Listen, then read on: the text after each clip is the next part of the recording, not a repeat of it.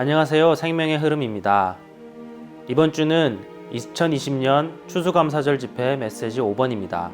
이 메시지의 제목은 예수님 안에 있는 실제대로 그리스도를 배움으로써 우리의 문화를 사는 것이 아니라 한 세 사람의 생활을 함입니다. 이번 주는 김영일 형제님과 함께 하겠습니다. 안녕하세요. 예, 안녕하세요. 아멘. 형제님, 이번 주 메시지는 주로 에베소서 4장 말씀에 근거해서 우리가 예수님 안에 있는 실제대로 그리스도를 배우고 한 세 사람의 생활을 하는 것에 대해서 말하고 있는데요. 예. 이 메시지에 대해서 교통 부탁드리겠습니다. 예. 에베소서 4장 20절, 21절에서는 그러나 여러분은 그리스도를 그렇게 배우지 않았습니다. 여러분이 참으로 그리스도에게서 들었고 예수님 안에 있는 실제대로 그리스도 안에서 가르침을 받았다면 이라고 말하고 있습니다. 로마 숫자에서 여기 이 구절에서 말하던 예수님 안에 있는 실제, 이 예수님 안에 있는 실제가 우리 생활의 표준이 되어야 된다고 말하고 있습니다. 이 예수님 안에 있는 실제는 곧 주 예수님께서 이 땅에 계셨을 때 살아내신 실제여야 합니다. 아멘.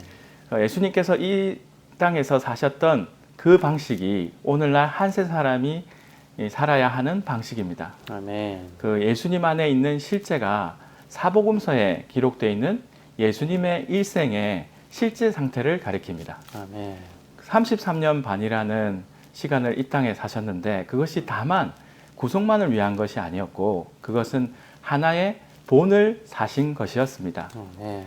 그 재생산을 위한 틀이 되신 것입니다. 아멘. 그리스도를 배우는 것은 다만 그리스도라는 틀 안으로 넣어져서 형태가 만들어지는 것입니다. 아멘. 즉 그리스도의 형상과 같은 형상이 되는 것입니다. 아멘. 이것이 한 세 사람의 생활입니다. 아멘. 한 세 사람의 생활은 정확히 예수님의 생활과 똑같아야 합니다. 아멘. 단체적인 하나님 사람인 한 세 사람을 위해서 우리는 하나님 사람의 생활을 해야 합니다. 아멘.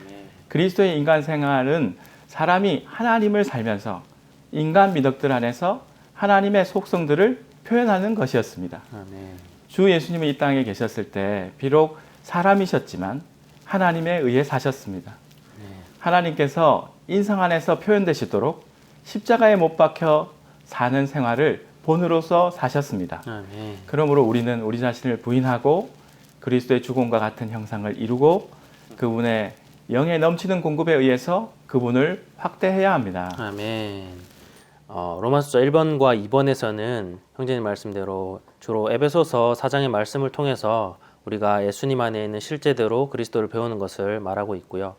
이어서 로마서 3번에서는 마태복음 14장에 있는 주님께서 5천 명을 먹이신 기적을 행하신 것을 통해서 그분의 제자들을 그분에게서 배우게 하시고 훈련시키신 그러한 부분을 말하고 있습니다. 이 부분에 대해서도 교통 부탁드리겠습니다.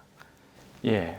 그래서 보면은 이 오병이어라고 말을 하죠. 네. 이 5천 명을 먹이신 이 기적을 행하실 때 그분은 의도적으로 제자들을 훈련시키기 위하여서 어떤 것을 보여주심으로 배우게 하셨습니다.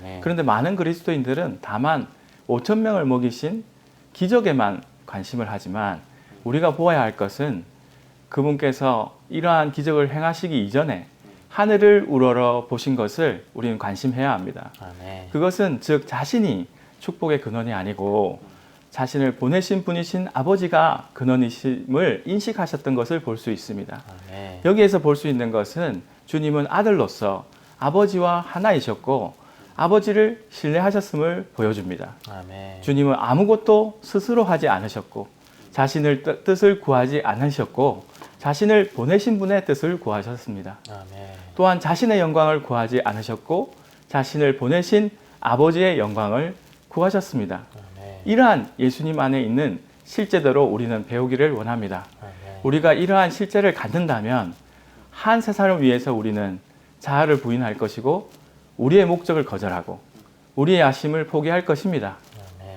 우리는 어떤 일을 하도록 이렇게 보내심을 받을 때 그것을 우리의 자신의 목표를 이루려는 그런 기회로 삼지 말아야 합니다. 아멘. 우리는 다만 우리를 보내신 주님의 생각과 목적과 취지와 목표와 의도를 구하며 가야 합니다. 아멘. 야심을 갖는 것은 자신의 영광을 구하는 것입니다. 우리는 이것을 미워해야 합니다. 아멘. 예수님 안에 있는 실제대로 그리스도를 배움으로써 우리는 문화를 사는 것이 아니라 한 세 사람의 생활을 살기 원합니다. 아멘. 아멘. 형제님 오늘 교통 감사합니다. 네, 감사합니다. 이번 주 메시지에 대해서 간단하게 요약을 해보았습니다. 이어서 이 메시지와 관련된 영상을 시청하시고 계속해서 위트니스 리 형제님의 영상을 함께 보시도록 하겠습니다. Living the life of the one new man instead of our culture by learning Christ as the reality is in Jesus. We already have had one message 2, on living Christ, living the all-inclusive, extensive Christ to replace culture for the one new man. And here we come, brothers and sisters, to another matter of living, another message on living. The one new man is a matter of our living. But here there is something very particular, really building on message 2, but with some detail, saints. And I like to highlight some things just from this title. It says, living the life of the new man instead of our culture by learning Christ.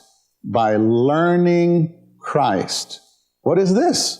Of course, this is based on the 2 key verses for this message, which are Ephesians chapter 4, verses 20 and 21. And maybe many of us are already familiar with these verses, but I'm sure there's quite a few who are not. And these verses read, "But you did not so learn Christ." But you did not so learn Christ. Do you see the implication here, saints? Actually, this implies you did learn Christ already. You learned Christ in a certain way, but not in the way that's in the verses preceding verse 20. We're going to look at that in just a moment. So we did learn Christ. I'd like to ask, when did you learn Christ? Do you have some impression? And how did you learn Christ? And the verses continue, verse 21, "If indeed you have heard him." Have heard him. Do you see this is the past tense? "And have been taught in him." Saints, did you realize you were taught in him? How were you taught in him? When were you taught in him? As the reality is in Jesus. And here we come to the second key phrase, the reality is in Jesus. These 2 phrases, learn Christ and the reality in Jesus, are the key in this message. And saints, I hope we pay attention to this. The reality is in Jesus. The reality is in Jesus. Why? Why is it like this? Why did Paul write in Jesus? You know, in the book of Ephesians, it mentions the name Christ more than 40 times, maybe about 45 times. And mentions Jesus, I believe, just under 20 times, maybe about 19 times. But mostly emphasizing Christ, Christ, Christ. When it mentions the name Jesus, usually it's Christ Jesus, or Jesus Christ, or the Lord Jesus. Only one time in Ephesians, only one time, that's right here, does it just have Jesus. This is significant, saints. The word, every detail in the word is meaningful. When we see the name Jesus, this of course points us to his humanity and brings us back to the 4 Gospels. Saints, the connection I'd like to make in this little introduction is that the 4 Gospels, or the life we see in the 4 Gospels, the living we see in the 4 Gospels, has something to do with the living of the one new man. And Paul opened this for us in chapter 4 of Ephesians with just these two phrases. Learn Christ as the reality is in Jesus. What do we see? What do we see there in the four Gospels? What kind of life do we see? We see a life of two natures, the divine nature and the human nature. But this life is actually expressing the bountiful God, in his rich attributes through his aromatic human virtues. That's what we see in the four Gospels from many directions. And saints, that life that we see is a key to our living the new man, the life of the new man today. And that's what the connection I'd like to make at the beginning before we get into some of the details. I also would like to highlight, saints, these two words before we start. That is pattern and life. Pattern and life. What is the life of Jesus, that living that we see in the Gospels? Actually, that is the pattern of the life that God is looking for in the new man. And so he set up a pattern. Sometimes, I don't know about you, but I did wonder, and I believe many believers wonder, why did the Lord spend so long?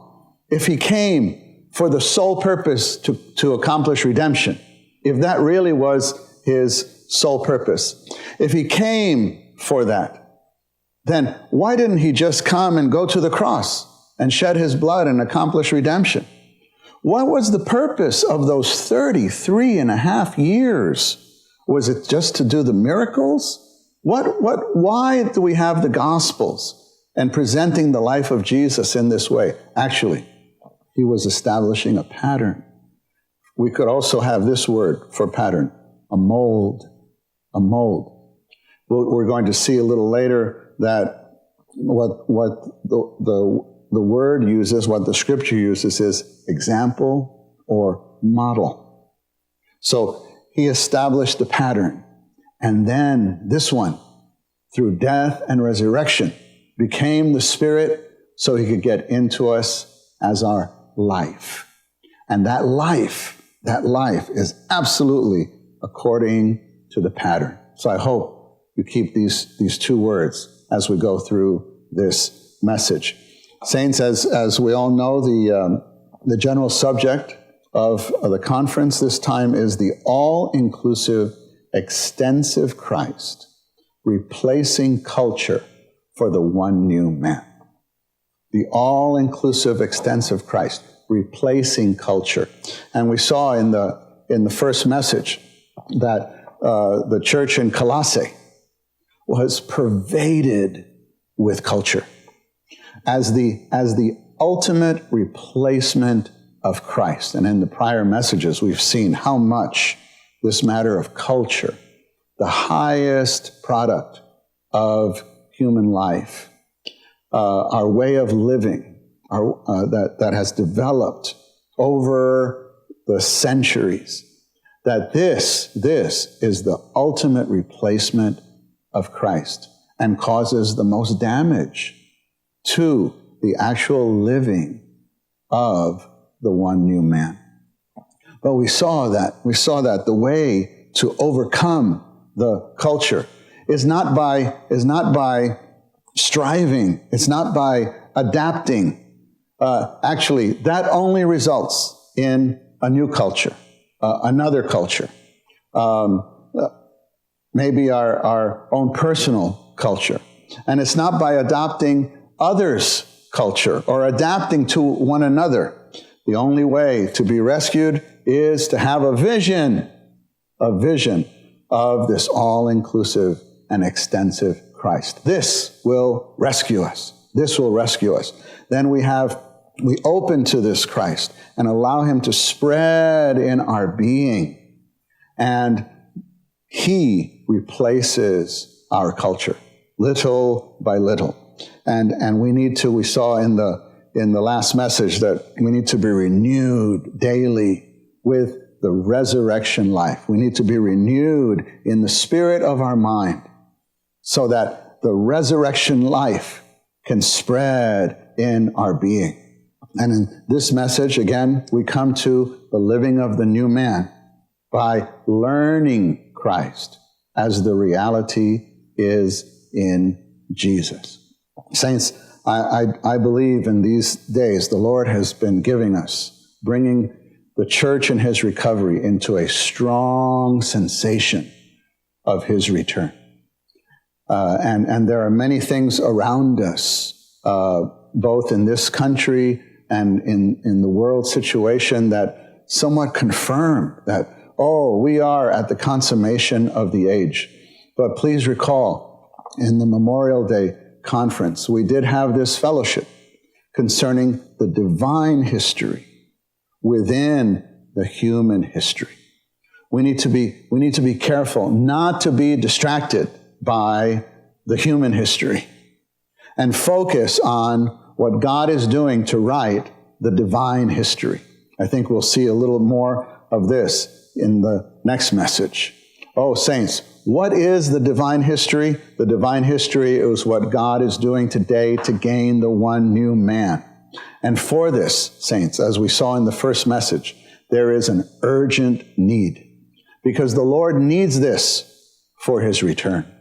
The Lord needs a substantial expression of the one new man on the earth that will consummate in the bride and the warrior for his coming, to be one with him for his coming.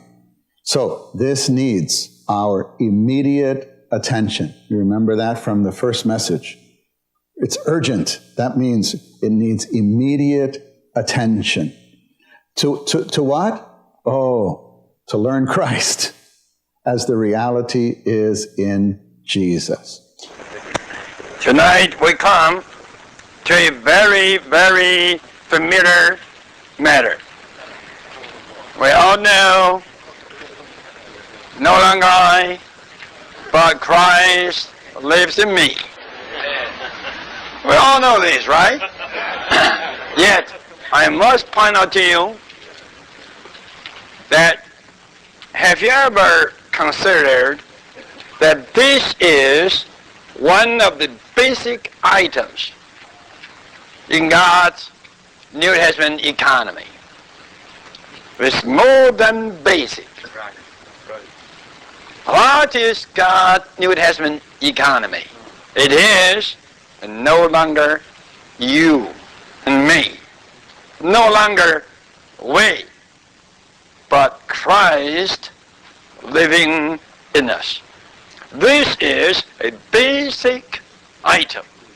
And this is, I would say, a strong item, so basic in the truth of the gospel. Amen. Number one. Number two, even more sorry to say that most of the Christians do not really realize what it means that it is no longer I, but Christ lives. What does this mean?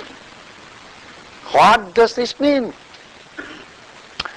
Because this matter has never been made so clear to the understanding of the Christians. So some Christian teachers even consider this as a kind of an exchange. They consider that the proper Christian life is an exchanged life. Why? They say, you see, no longer I, but Christ. Christ comes in, and I go out. What is this? This is an exchange. Here in Galatians 2:20, It doesn't tell us an exchange life. Why? It says, no longer I that live, but Christ lives in me. Yes, it is Christ living, but he lives in me. Not only so, and the life that I now live, I still live. Right? No longer I, yet I still live. The life that I now live, I live by the faith in the Son of God. You read the whole context of this verse, you could see there's no exchange. But there is mystery. No exchange, a mystery. And what is this mystery? What is this mystery? Oh, it's so difficult for me to tell you this mystery.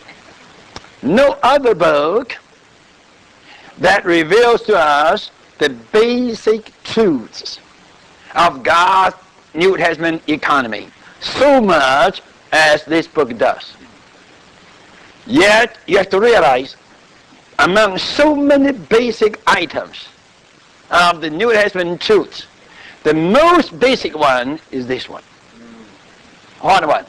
No longer I, but Christ lives in me, and the life that I now live, I live by the faith in the Son of God who loved me and gave himself for me. I tell you, this is the most basic item of all the truths in the New Testament economy of God. Most basic. Because it is so basic. So it is so mysterious.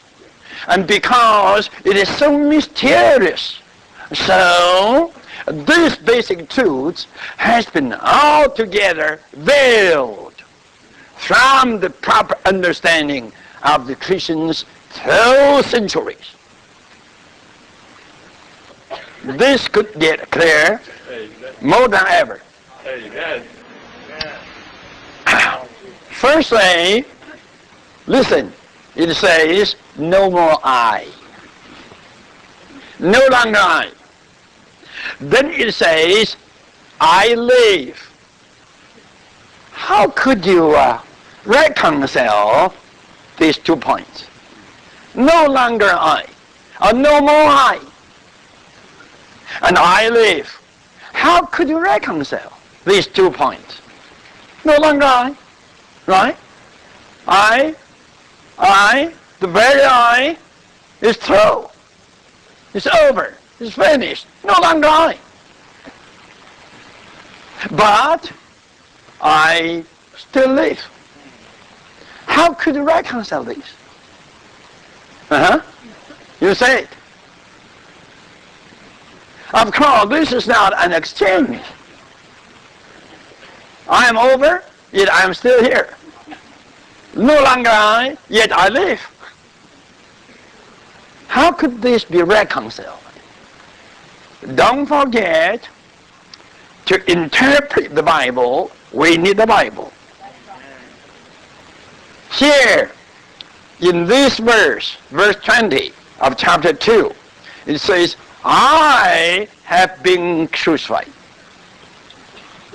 Just by reading this one verse, it would not be so clear to us. By the help of Romans 6, verse 6, you could get clear. Romans verse 6, 6, there it says what? Our old man have been crucified. So, Romans 6:6 helps us to understand the very I who have been crucified in Galatians 2:20 is the old I. Right? Old man. The old I. We all have to realize, as a regenerated person, we do have an old I and a new I. Am I right? How about? Don't you have two kinds of eyes? The old I and the new I. The old I is over, and the new I still live. You consider. Have you ever thought about this? I tell you, in this one verse, verse 20 of Galatians 2, there are two eyes. Two different kinds of eye. One is the kind that is over, no longer I. And the other is that a kind of I still live. No longer I, and I live. No longer I, what can I? The old I. And I live, what can I? New I. You got it. You got it. Okay. I'd like to check with you. What is the difference between the old I and the new I? To save some time, I just tell you directly. The old I didn't have God in him. And the new I had. The old I just doesn't have anything of God's divinity. Right. It doesn't have anything of God's divinity. Why the old I could become a new I? Just because God and God himself, in the way as life, has been added into this I. This little phrase is a big puzzling point. You have to tell me how Christ lives in you. For Christ to live, that's simple. But for him to live in you, it is not so simple. You tell me how Christ lives in you. Now, you must tell me how Christ lives in you. How he lives in us? He told us before Galatians chapter 2. In John 14, he told us. Before he died. You see, even before he died, before he was resurrected, he predicted. He said, a day will come. A day will come. By that day, I shall live. And you also shall live by me. How Christ lives in us. How Christ lives in us? He lives in us by making us to live with him. He doesn't live alone. He doesn't live by himself. He lives in you. He lives with us. He lives by making us living with him. Could you follow me? He lives by making us living with him. Amen. I tell you, in a good sense, if you don't live with him, he doesn't live. If you don't live with him, he doesn't live in you. You are not over. You are not over. You have never been exchanged out. You're still here. You're still here. And you are here not by yourself alone. You are here with God. You are here with the triune God. Now, you have the triune God in you. And this triune God in you makes you living.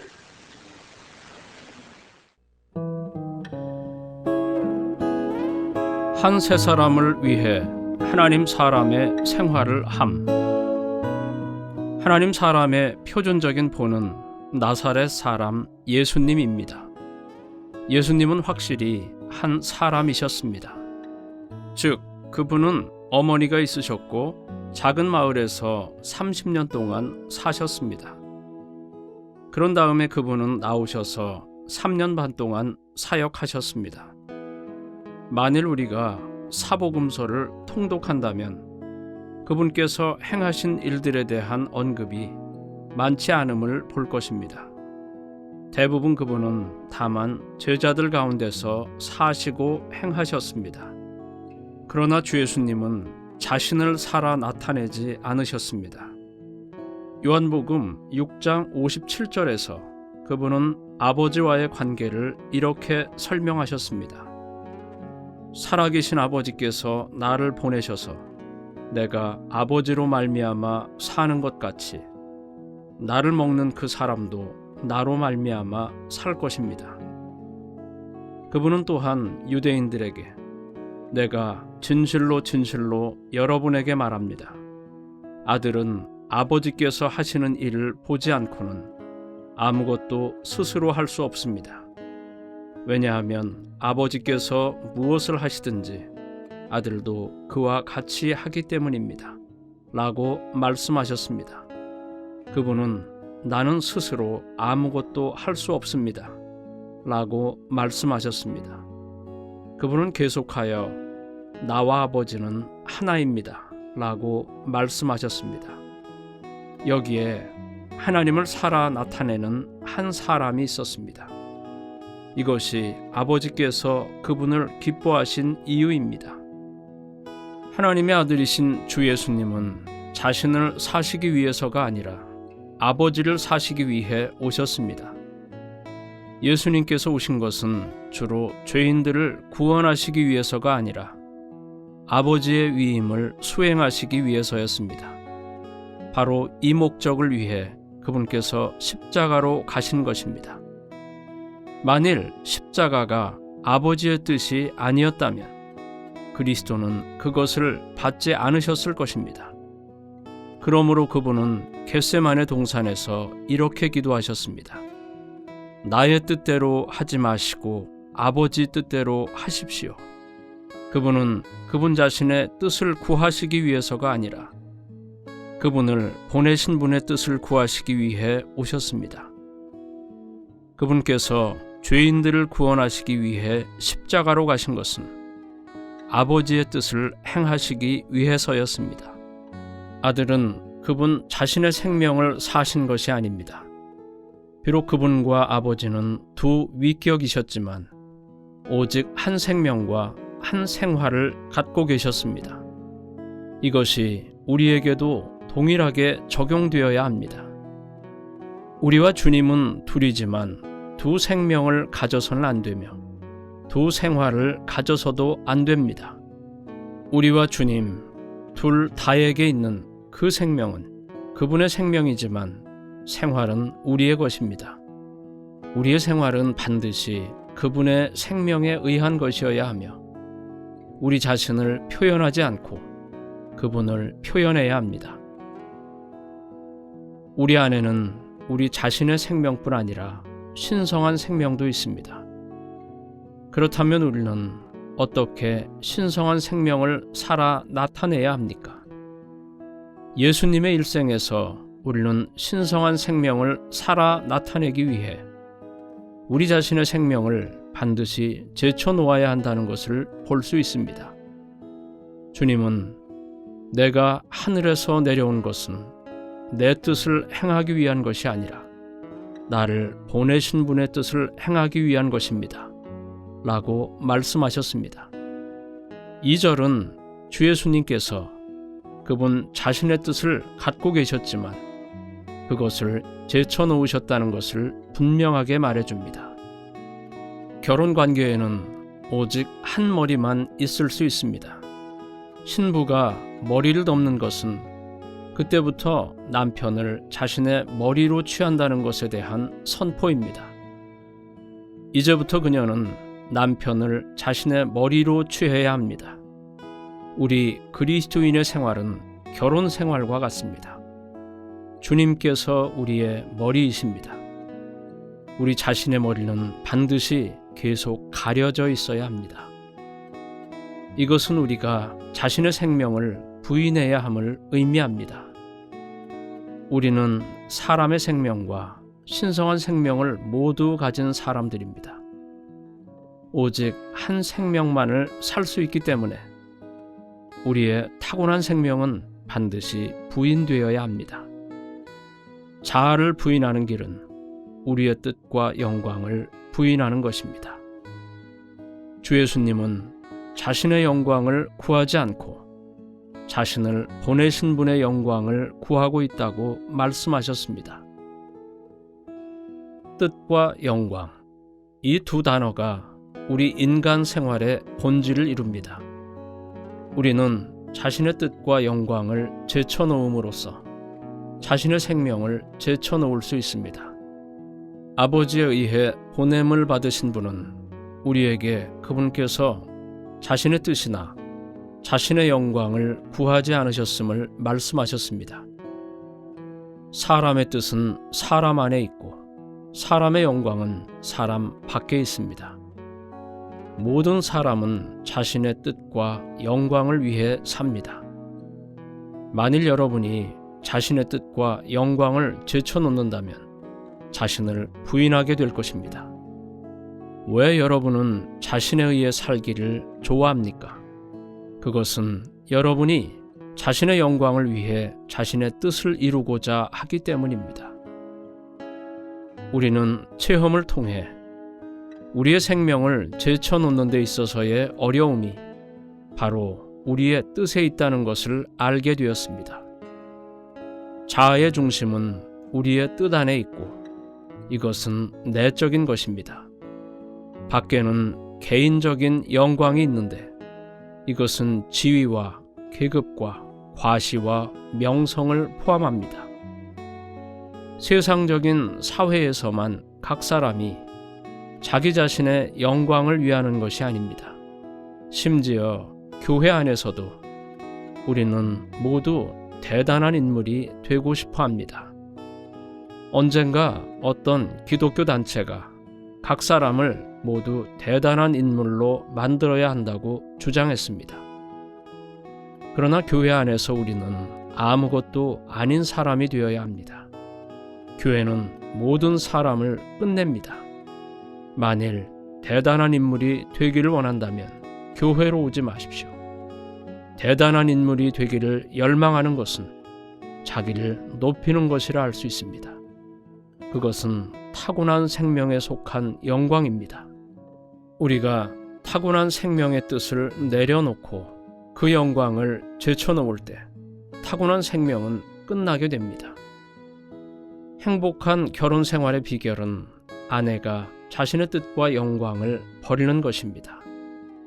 만일 아내가 자신의 원함에서 돌이켜 남편의 뜻만을 주의한다면, 즉 자신의 영광을 무시하고 모든 영광을 남편에게 돌린다면 가정생활에서의 문제는 사라질 것입니다. 내가 자매들을 속박하는 어떤 관념을 끌어들이고 있다고 생각하지 마십시오.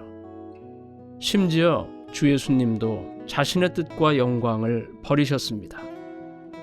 바로 이렇게 하심으로써 그분은 화평을 가져오셨습니다. 이 동일한 원칙이 교회 생활에도 적용됩니다. 우리가 자신의 뜻과 영광을 구할 때 문제들이 일어납니다. 우리는 조그마한 직무를 맡게 되면 그것을 대수롭지 않게 느끼기 때문에 자신이 왕처럼 그 일을 주관해 버립니다. 그러다가 우리가 일하는 방식에 누군가가 간섭하면 불쾌해합니다. 그러나 우리가 자신의 뜻과 영광을 내려놓고 버릴 수 있는 은혜를 얻는다면 가정에 화평이 있을 것이고 교회에도 화평이 있을 것입니다. 우리는 이렇게 기도해야 합니다. 주님께서 이 땅에 계실 때 그러하셨던 것처럼 제가 기꺼이 저의 뜻을 버릴 수 있게 해주십시오. 땅에 살면서 저의 영광을 구하지 않는 은혜를 얻게 해주십시오. 주님, 제가 저의 뜻과 영광을 제쳐놓을 수 있도록 제 안에 은혜가 되어 주십시오. 본 내용은 위트니스리 전집, 위트니스리 고복 메시지에서 발췌하였습니다.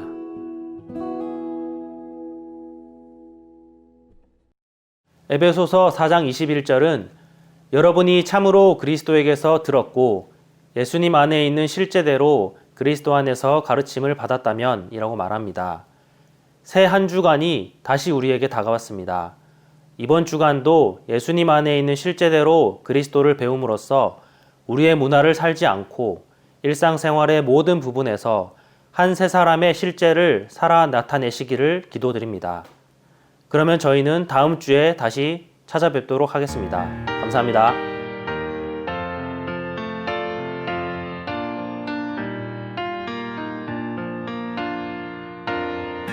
주님 십자가에 죽을 때 내 옛사람도 다 끝났네. 나의 옛사람은 죽었네. 나는 끝났네. 내 영 안에 사는 새 사람 샘물처럼 솟아오르네. 내가 굽은 채울 때까지 넘쳐 흐르네. 내 영 안에 사는 주님께 매일 내 마음 다 드리리. 내 속사람 그의 거처 되고 그가 안식하는 집을 얻게 하기 위해 완전한 실제를 누리며 내 모든 것 나타내리. 네 인격 대신 주가 내 맘에 충만히 거할 때 완전한 실제를 누리며 그의 모든 것 나타내리. 네 인격 대신 주가 내 맘에 충만히 거할 때 주인격 내 안에 새겨질 때